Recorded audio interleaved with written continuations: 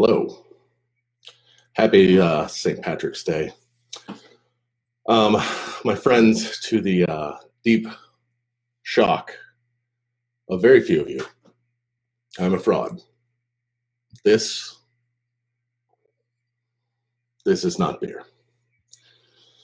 I have to tell you, it's a confession that hurts my heart. This is actually kombucha. That's right. I've lived in Oregon a really long time now. It's embarrassing, but I thought you should know the truth.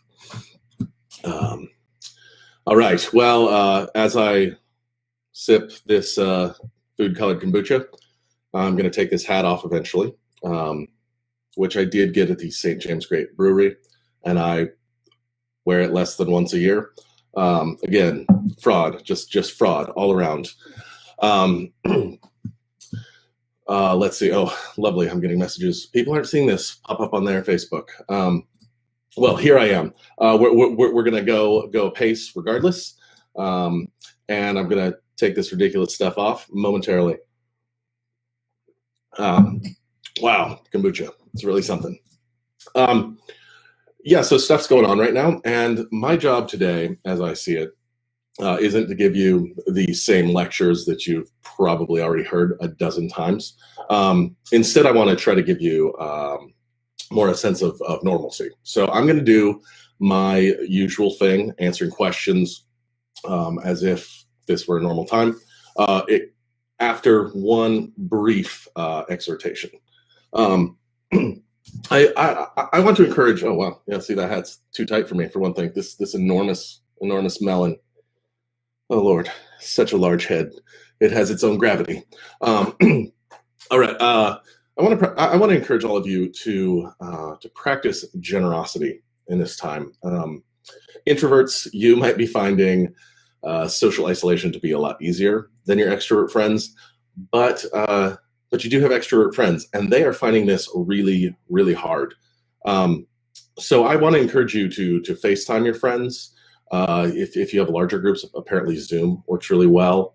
And even, and I know it's a stretch, but because it is kind of an emergency time, you could use your phone as a phone. I don't like it either. I hear you. In addition, savers, there's spenders and there's savers in this world, and it's a continuum naturally. Savers, this is why you save for times like this. Look out for your neighbors. If you have small businesses you frequent, maybe see if you can buy a gift card, because they're feeling the pinch and they might not have the reserves. So if you got someplace you're going to go, you definitely know you're going to shop there. Buy a gift card now. Help them get some cash flow. A lot of them need it. A lot of employers are trying to do the right thing and really stretching to pay their employees. If you're in that situation, please do that. Look out for each other. If you have stuff like you have a cleaning person come to your house once a month, or once a week, whatever it is in your case, like, consider, even if you freak out and you're like, I don't want a person in my house, step beyond that and go, this person needs this money. Maybe pay them anyway. Babysitter, same kind of thing. So look out for each other. For those of us who are from the Abrahamic faith traditions, consider the story of Joseph when he goes to Egypt. He goes there not so, God raises him up, and God raises him not so he can show how awesome he is, but so that Joseph can put aside things to take care of people during the famine.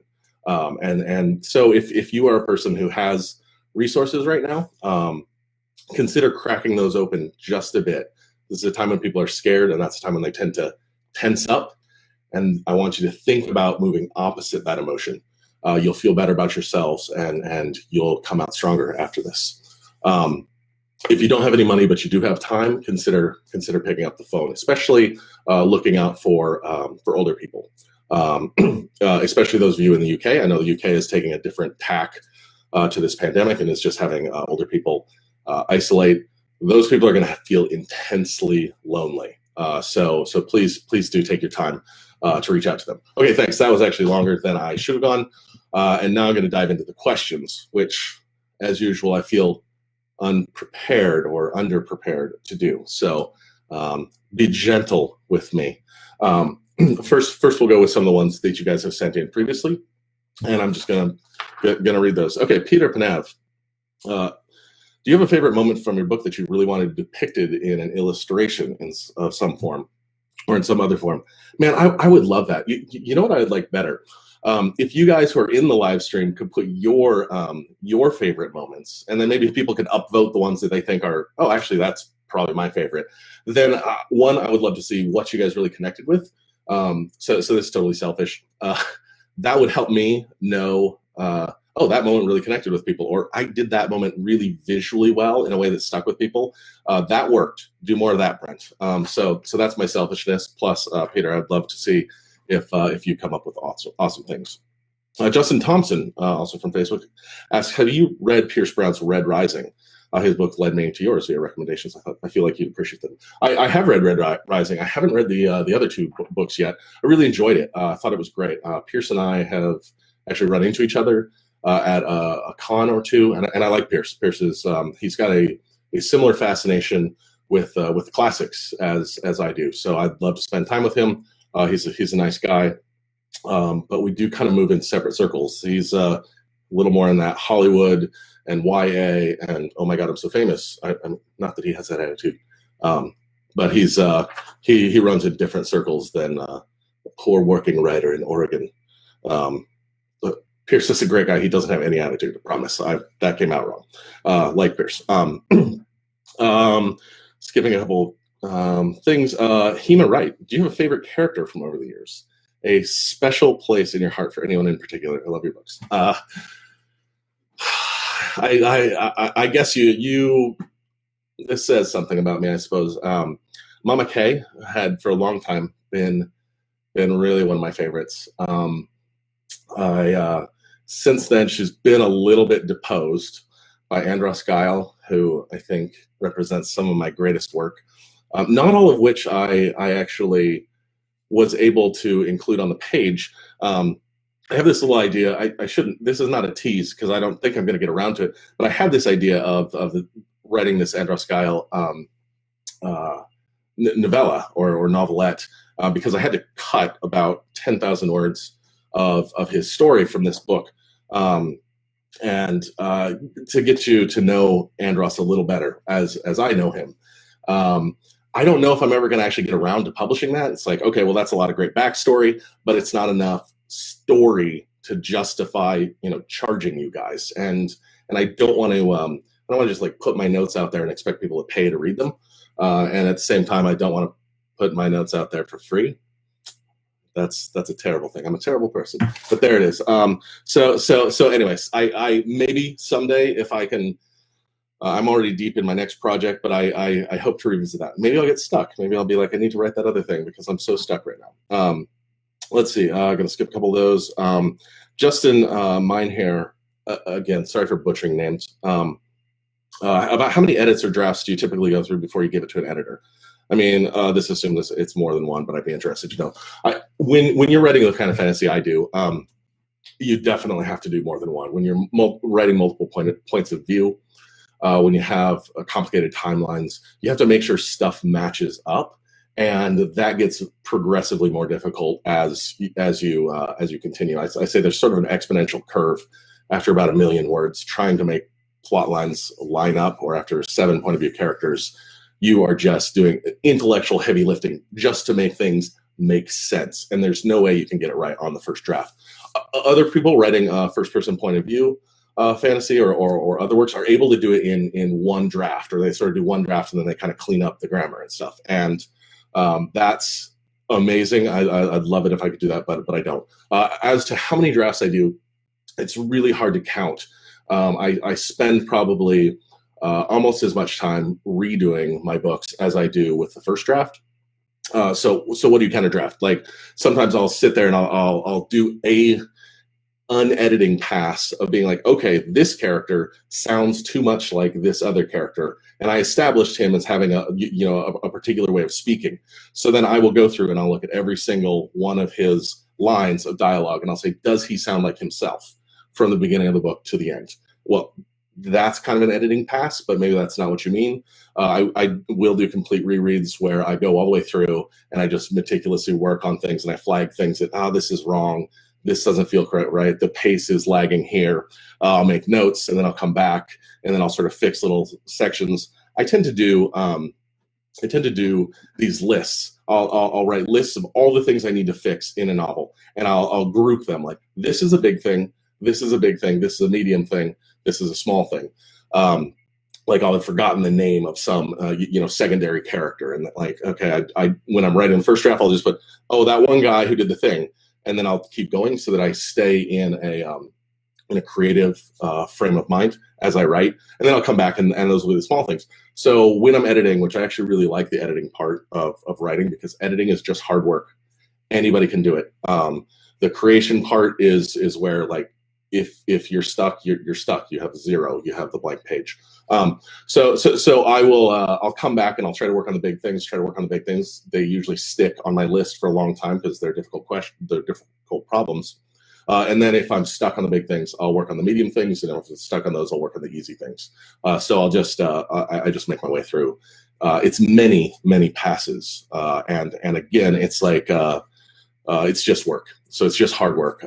There's obviously creativity involved in it, but it's something you can just return to over and over. I'll do one more off here, and then I will attempt to grab fresh ones off the live stream. Evan Lord asks, what is your favorite trope? I think maybe my favorite trope is the orphan, the orphan boy or girl. It's in my books, it's been a boy. No, I've had orphan girls as well. Look, if you're going to send your characters off on an adventure and they have reasonable parents, their parents will never let them go on an adventure, right? It's like, risk death? Yes, I'll send my child on that. That's really great. Like, no, that would never happen. So like I had in the Night Angel books, there was a young character and she kind of got she had parental figures around her at the end of the third book. And it's like, people are like, well, where'd she go? She disappeared. It's like, she stayed behind because she's 8 years old and people love her. Maybe she was 11. I forgot. Anyway, yeah, that's one of the things I'd have to put on my list. They don't take, let's not take our child to the climactic world-ending battle, like reasonable parents would do. So orphans are really handy because, one, of course, readers tend to care about people who are isolated and who are vulnerable, but mostly it's also because then they can go do stuff and they can credibly be put in danger. Otherwise, you have to have the parents be stupid, or you have to have the parents be hateful, uncaring, and I don't enjoy doing that quite as much. So I will dip into the orphan bucket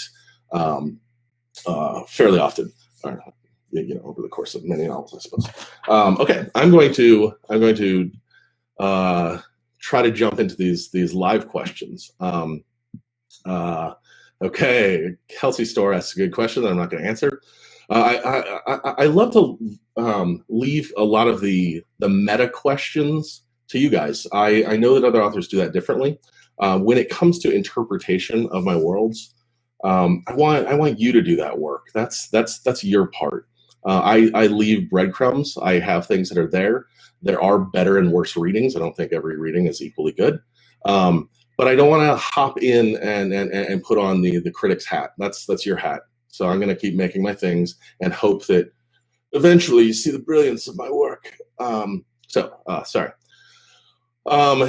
Chris Murray, is there going to be further story on What Happened to Liv? Not for a while. Obviously there are things I could do, but my plate is very full with stories I care about more for the next, let's say, at least 5 years. Yes, let's see. Reggae Buffett, well, thank you very much. Sorry, Brian just came here to hear that orphans are really handy.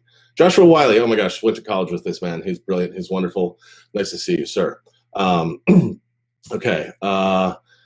I wish, Miranda, I'm not sure what you wish more authors would do with this in their work. I lost the antecedent there.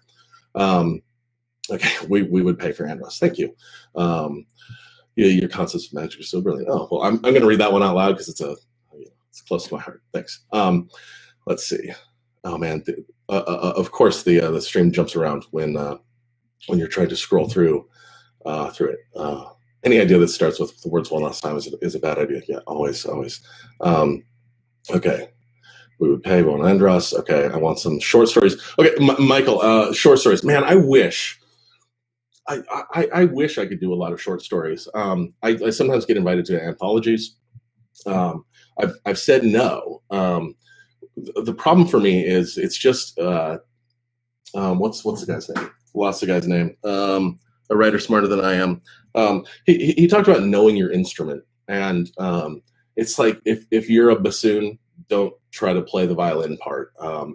That sort of thing. Knowing who you are as an artist and working with that. Like I believe in growing my skills, my abilities, always trying things that are harder for me. But I also I know who I am. I know what I do well already. And when I try to write a short story, it takes me a couple months. And so like the idea formation time to what I actually put out takes me forever. Versus other guys who can write a short story in a week, or they write it in a weekend.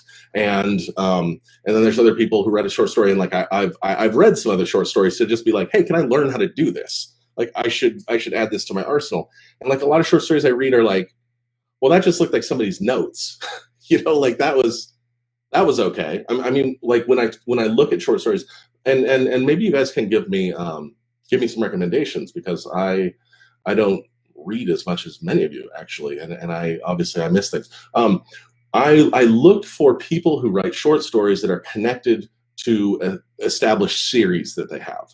So like you have Wheel of Time, and then do you have a short story that connects to the Wheel of Time that tells somebody's backstory or tells somebody's side quest or what have you, like something that hooks into an established milieu. And the ones that I've found so far haven't been very good. It's like, okay, that looks like somebody's notes that they didn't use, and so then they pawn it off as a short story, and they're successful enough they could do that. I don't want to do that. I don't want to write something I'm not proud of, or publish something I'm not proud of. I write things I'm not proud of all the time.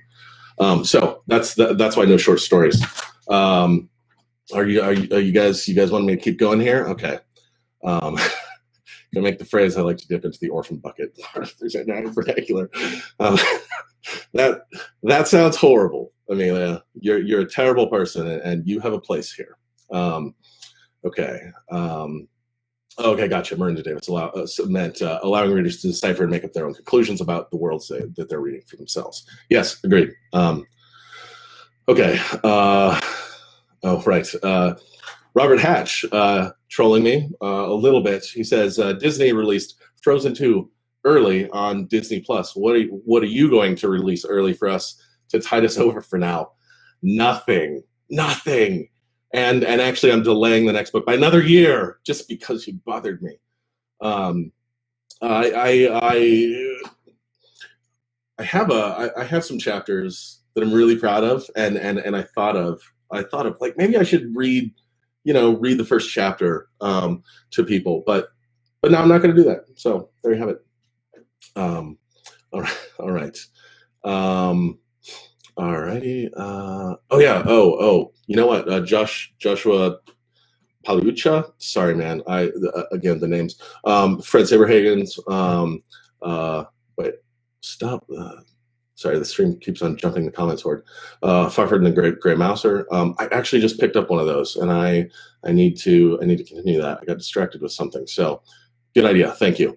And other people are throwing in new ones. What do I read in my spare time? You know what? I was actually hoping to get to this, and since we've already been talking for almost 20 minutes, I'm going to do that. I've been reading a lot of wonderful things. One of them, and this is for my assistant to quickly, maybe not quickly, look up, has been a book that I'm going to blurb.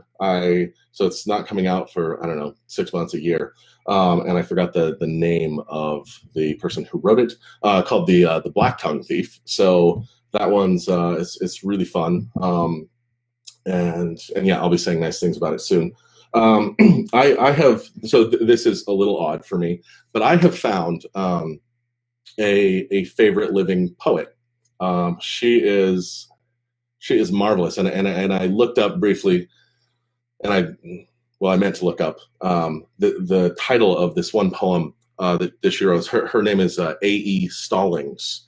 I've got a couple of her books right here, and they're all wonderful. She has this one that is about it's about a Greek fisherman whose son drowns, and then the fisherman goes out and he's trawling the sea to try to fish for his son's body, right?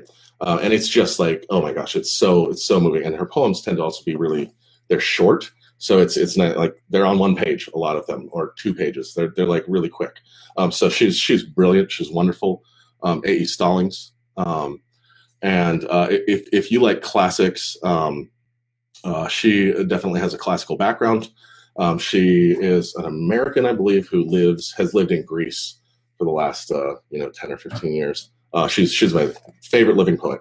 I've also been reading this. I'm only a third of the way in, or so. Marvelous, good, really, really good stuff. So if you're a writer, check that out.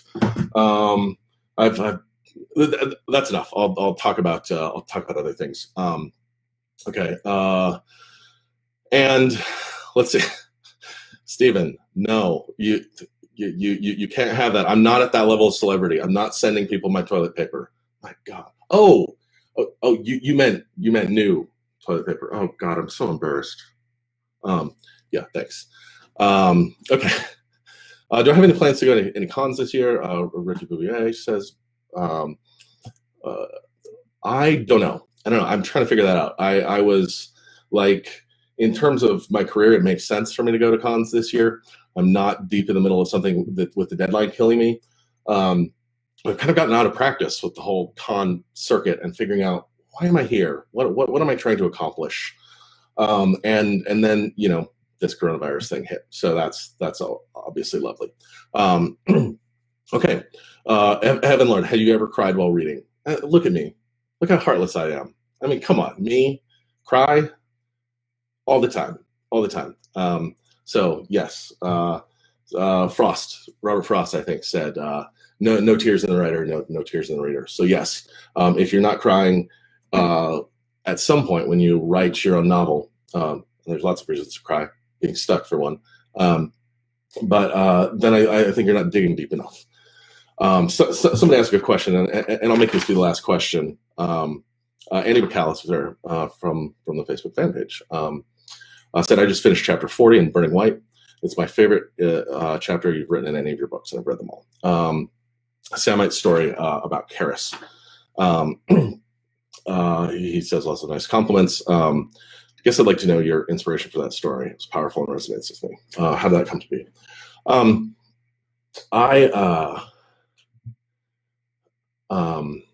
That story, I wanted to show, I guess, a real sisterly love between these two characters who have been friends for almost 2 decades, I guess.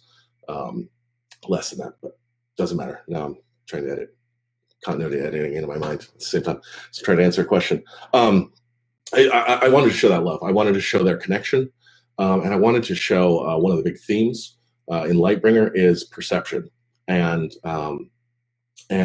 what if the stories you've been telling yourself about who you are have been wrong? And maybe you're a better person than you've been telling yourself. Maybe you're a worse person. And what does that do to you when someone comes in and breaks your story about yourself and surprises you with something about yourself and who you are and what you've done and what the people around you have done or how they've acted toward you? So I was able to kind of reach deep with Karris and Samite. I'd love to give these secondary characters that you can ordinarily just ignore. They're just there to support the hero. I love to give them a sense of like, this person has their own story.